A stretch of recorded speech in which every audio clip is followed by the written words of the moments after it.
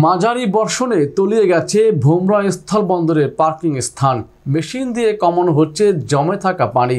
বিস্তারিত থাকছে নিজস্ব প্রতিনিধি আব্দুল ওহাইবের পাঠানো তথ্যচিত্রে। এই যে বৃষ্টির সময় ডুবে গেছে, পার্কিং ইয়ার্ড ডুবে গেছে, পানি ভর্তি। এখন তো পানি সরের কোনো ড্রেন নাই। মেশিন সেচে শুকাতে আছে। আচ্ছা, এই পানিতে আপনাদের সমস্যা হয় নাকি? সমস্যা, গাড়ি ঢুকাতে বার করতে গেলে অসুবিধা হয়, রাস্তা খারাপ হলে যা হয়, মানে গাড়ি ঢুকাতে অসুবিধা হয়, বার করতে গেলে অসুবিধা হয়, যেহেতু পানি ভরা আছে। দীর্ঘদিন যাবৎ পানির জন্য হাহাকার করছিল সাতক্ষীরার মানুষ। হঠাৎ গত মঙ্গলবার থেকে দেখা মিলে মাঝারি বৃষ্টির, এতে করে উপকার হয়েছে কৃষকদের। অন্যদিকে পানি নিষ্কাশনের ব্যবস্থা না থাকায় তলিয়ে গেছে সাতক্ষীরা ভোমরা স্থলবন্দরে পার্কিং ইয়ার্ড। উপায়ন্ত না পেয়ে মেশিন দিয়ে কমানো হচ্ছে জমে থাকা পানি। শুক্রবার সকালে সরেজমিনে গিয়ে দেখা যায় দৃশ্যটি।